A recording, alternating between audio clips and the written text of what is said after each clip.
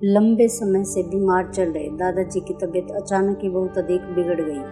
दादी का बहुत पहले ही देहांत हो चुका था। बड़ा बेटा उनकी देखभाल करता था।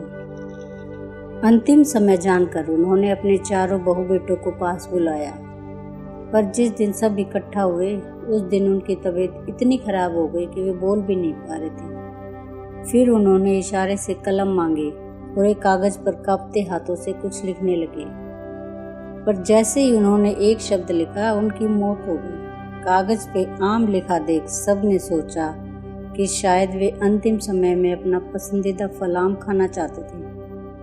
उनकी आखिरी इच्छा जानकर उनके मृत्यु भोज में कई क्विंटल आम बांटे गए। कुछ समय बाद भाइयों ने पुश्तैनी प्रॉपर्टी बेचने का फैसला लिया और एक बिल्डर को अच्छे दाम में सब कुछ बेच दिया। बिल्डर ने कुछ दिन बाद जब वहां काम लगवाया, पुरानी बिल्डिंग तोड़ी जाने लगी, बगीचे के पेड़ पौधे उखाड़े जाने लगे और उस दिन जब आम का पेड़ उखाड़ा गया तो मजदूरों की आंखें फटी की फटी रह गई। पेड़ के ठीक नीचे दशकों से गड़ा एक पुराना संदूक पड़ा हुआ था। बिल्डर ने फौरन मजदूरों को पीछे किया और संदूक खोलने लगा। संदूक में कई करोड़ मूल्य के हीरे जवाहरात चमचमा रहे थे। बिल्डर मानो खुशी से पागल हो गया। जितने की प्रॉपर्टी नहीं थी उसकी 100 गुना कीमत वाले खजाने पर अब उसका हक था। पढ़े आम का पेड़। भाइयों को जब इस बारे में पता चला तो उन्हें बड़ा पछतावा हुआ।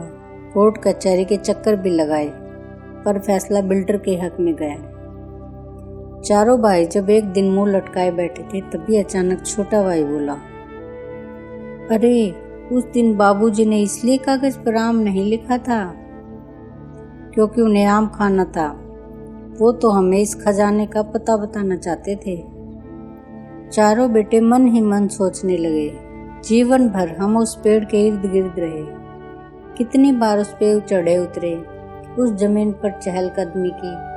वो खजाना तब भी वहीं पड़ा हुआ था, पर हम उसके बारे में कुछ नहीं जान पाए और अंत में वो हमारे हाथ से निकल गया। काश बाबूजी ने पहले ही हमें उसके बारे में बता दिया होता।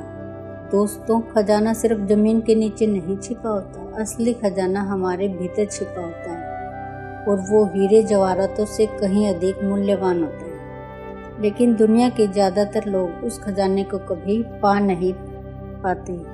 क्यों? क्योंकि वे बिहाइंड द ऑब्वियस सोचने करने की कोशिश ही नहीं करते। आम लिख दिया मतलब आम खाना है, कुछ और दिमाग ही मत लगाओ, सोचो ही मत।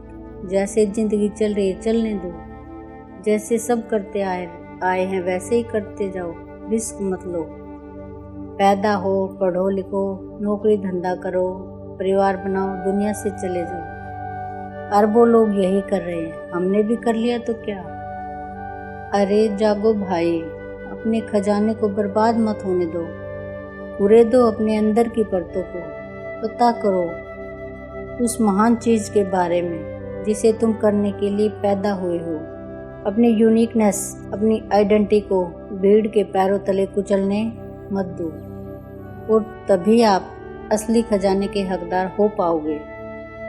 आशा करती हूँ दोस्तों ये कहानी आपको पसंद आई होगी। इस कहानी के बारे में आपकी क्या राय है हमें कमेंट्स करके अवश्य बताएं। अगर आप हमारे चैनल पर नए हैं तो हमारे चैनल को सब्सक्राइब जरूर कीजिए। कहानी सुनने के लिए आपका बहुत बहुत धन्यवाद।